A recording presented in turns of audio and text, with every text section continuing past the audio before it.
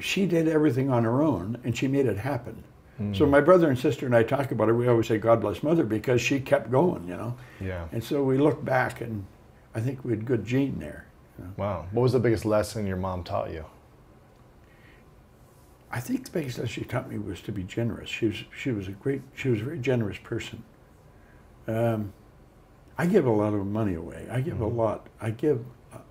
I'm considered a very generous person. And I think I learned it from her. I remember we were kids, and there was a family on the street over from ours. I lived in the Beaches area in Toronto. And in the winter, it was very cold, and we heated the house with coal. And they didn't have any coal, so their house was cold. Right. And I told my mother about it, and I remember she sent me to the corner with a $20 bill. It's a lot of money to get 2 tens. It was a hell of a lot of money. Right. And she gave me $10 to take to the other family to buy a ton of coal. Wow. She didn't even know them. And that stuck in my head. Well, I'm still talking about it 65 years, 75 years later, yeah.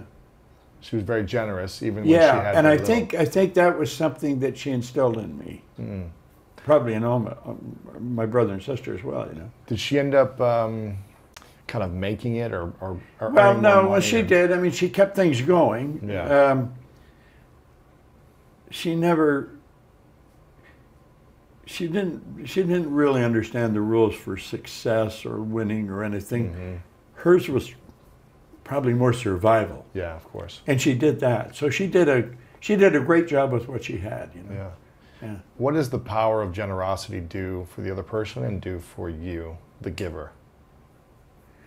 Well, you know, Jane Wilhite puts it very well. She runs Psi seminars in California. She says, you willingly give and graciously receive. And givers gain. Ooh. And so I think the giver enjoys more than the receiver. Always, right? Yeah. When you're in service to other people, Yeah. when you're in service to a charity or people that maybe have less than you in the moment, it always feels amazing. Well, like our company builds schools in Africa. Yeah. And we built a lot of them. Yeah. We built Cynthia Kersey. Do you know Cynthia Kersey? Huh. You should interview her. She's a fascinating woman. She builds the schools over there, her foundation. And I met her, and I started to support what she does. In fact, my son's over there right now with his wife. Wow. And every summer, Cynthia takes a group over with her. And we built probably hundreds of schools over there. Yeah. But they give them everything, not just the schools, you know, nutritious food and hygiene, yes, water, and everything. They mixed the whole thing. There was a lot of schools being built, but they wouldn't last because there was nothing going with it. Yeah. You know, and I'm convinced that giving is one of the basic rules of success. Why? Well, you know, Emerson said that cause and effect was the law of laws. Action and reaction are equal and opposite.